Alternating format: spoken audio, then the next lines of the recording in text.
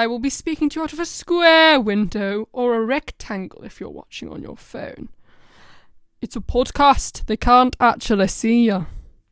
Oh, well, welcome to this brand new podcast, coming to you live from a vault in the middle of nowhere, which may or may not be a university in Bristol. I know many of you are listening in on your phones, tablets, Spotify, sits, or even, what's that other one? What's the other one? The iPods. The iPairs? Oh, I don't know. I don't keep track of these things anymore.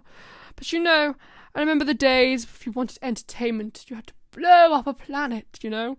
Properly burn it, you know. You couldn't be lazy with these things. The Doctor would know. We used to do it all the time when we were little. You know, he denies it, but it happened, you know. And we used to play games like with the smoke, the tufts of smoke, which were slowly drifting into the atmosphere. And we play, what do they look like? You know, like you would with clouds, except better. And I remember there was this one. Right? And it looked like a decapitated giraffe. Funniest thing I've seen in my life. Honestly. You know what was better? The screaming child one. That was hilarious. I loved that one.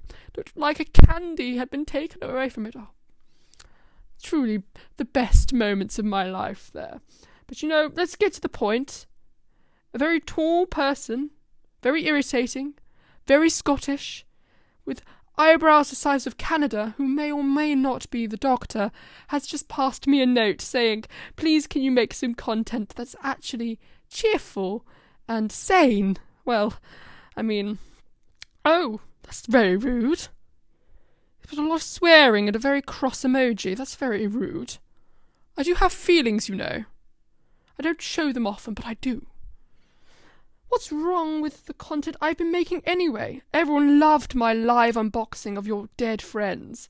Well, I mean, I didn't actually tell you that bit. Sorry about that. I probably should have gotten to that a bit earlier, but never mind. Well, I know. We'll do what's very popular here on the channel. We'll make a top 10. You humans are obsessed with them. I mean, you've got your watch mojis? Watch mochi? I don't know. I don't watch any other content on here. You humans are obsessed with them, which was the main point. So I guess we'll do one of them. That's vaguely entertaining, isn't it? We'll get straight in there. Number 10, learn a new skill. Now, I'm not one for cooking. I will admit it. I think the last place I cooked, a nuclear explosion went off, but I am partial to a lovely vital organ soup. You know, it's quite simple, really. I'll leave the affiliate link to my cookbook. Yes, I know I have one. I stole most of the recipes because, as I mentioned, I'm no good at cooking. But, you know, there's some great recipes in there. It's called Anyone Can Be Cooked. It's in the description below, you know. It's fantastic. I mean, it's brilliant. It includes such famous recipes like garlic ball croutons. Oh, delectable on a Sunday morning when you can't be bothered to make a roast. Honestly. Literal Castrovalvian kebabs. You can throw the salad at the random bystander coming down you on the street. And I may have nicked a recipe for a very lovely adipose and vanilla milkshake. Truly divine. Honestly, you have no idea. It's absolutely gorgeous. Anyway, moving on to number 9, you know. Got to get through these quite quickly. We have got, sadly, a bit of a time constraint here. Number 9, read books. Now, I know the temptation to sit around and binge all your favourite TV shows, you know. I watched Friends recently. It's fabulous, I must say. But, you know, there are still a lot of books sitting on your shelves that I know you said you would read in January, but you never did, because you're lazy. But that's not the point. You know, now I really love stories about romance, believe it or not. They really make I don't know how to describe it. They really touch my heart, you know. Particularly Romeo and Juliet. I absolutely love the ending to that one. Absolutely beautiful ending, you know. But to be honest, any story when a lot of young people get eaten, absolute win, absolute win, absolute win. Now, number 8, learn to play a musical instrument. And now, I'm very good at the musical instruments. I have a lovely piano here in my vault, sorry. We're not calling it a prison anymore. Now, I do love to play them. I feel like I can get my internalized anger, or whatever that bold egg bloke said to me when he pretended to be a psychiatrist. But you know, as I said, my favourite instrument is probably the piano, but I do have a soft spot for the honkophone.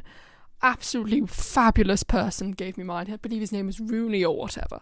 But that does remind me of the time when we were in the academy, do you remember? And we did a duet. We had a band, you see. We had a fabulous band. We were very well known on campus, you know. And we did a duet of my favourite songs with the Sontaran Beatles tribute band. I blew up an entire academy when I put the volume oscillator on too high. Do you remember? It was hilarious. He doesn't remember. I think he probably does, but he's just not saying anything. Anyway, number 7, call a friend. Absolutely vital. We all need to talk to our friends in lockdown, because if we don't, they may or may not initiate a plan to wipe you from the face of the earth. P.S. I'm looking at you, Supreme Dalek. Please, can we just be besties again? I really need your help with a scheme I'm planning, you know? I really need you, you know? Number 6, do an exorcism on yourself. Wait, exorcism? Wait, no, sorry, I misread that, actually. That's been crossed out. It actually says exercise. Sorry, that silly little friend of the doctor's wrote that bit, I think. It's a team effort, you see. Anyway, it is important that you do get your daily exercise. Now, the doctor would probably insist on you do some running or whatever, but running really isn't my style. So I suggest you promenade round your local park with an umbrella, very fashionable umbrella, but in your hand, just so you can whack your former self if you run into them. It's an absolute joy. Or, I mean, you could kiss them. I mean, I won't judge. I've done that a few times.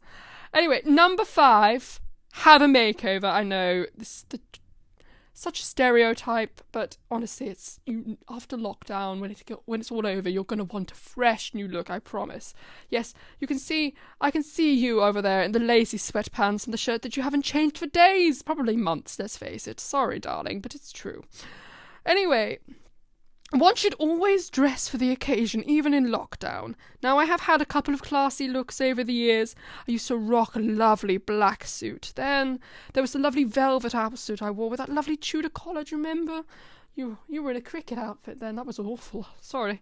And then there was that horrible coat that you wore. What was it? All those different fabrics. Ugh.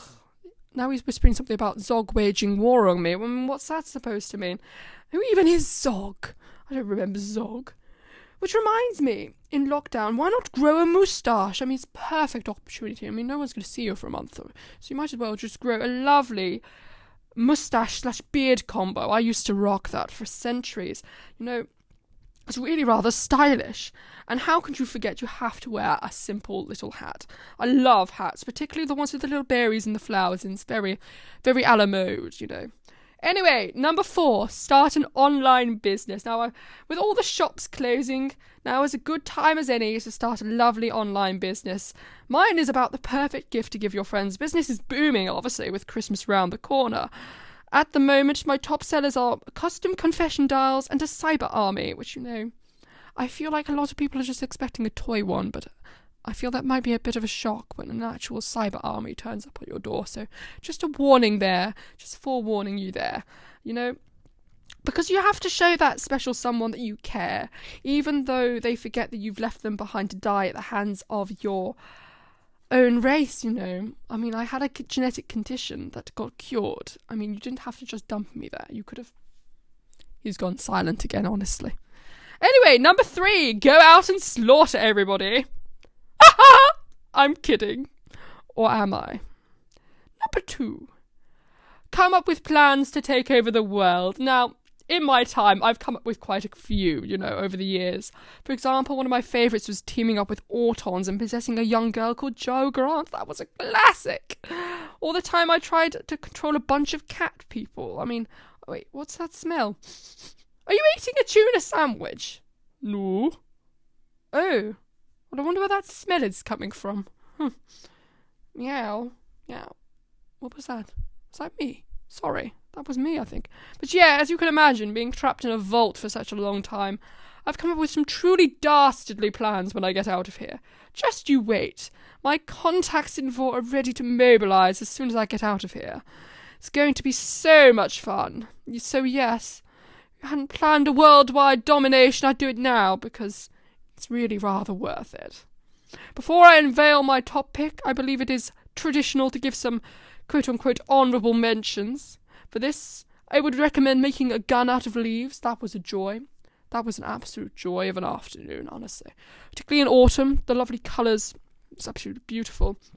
Learning how to hypnotise people. Now, that's actually a very valuable skill. I think everyone should learn that. That's definitely very valuable. And, of course, I'm putting out a plea to anyone to invade this incredulous university and free me. That last one is rather vital, actually. And finally, my top pick, number 1. Finally, say something nice. I know these times are trying, so it's important that we come together and be kind to one another. So here's my challenge to you. All day, something nice every day. I'm sure it will go a long way somehow. I mean, I remember when I did that for a while. It made me more charismatic and likeable, making it very easy to bribe your way into Downing Street and unleash hell by releasing mythical hated aliens that become your omniscient servants and kill everyone who disobeys you. It's fabulous. Fabulous. Now, we are reaching the end of this lovely premiere episode of this podcast. I'm going to make this, maybe, who knows, a weekly thing. It'd be great fun, just in the vault. Got nothing better to do. But yes, thank you for watching, listening. Please subscribe, or I may be forced to go bananas and shrink you with my tissue compression eliminator. Subscribe. You will obey me. Was that good? No. Really? I liked that one. The ending was a bit, much. That was the best bit. We've got a long way to go yet, Missy.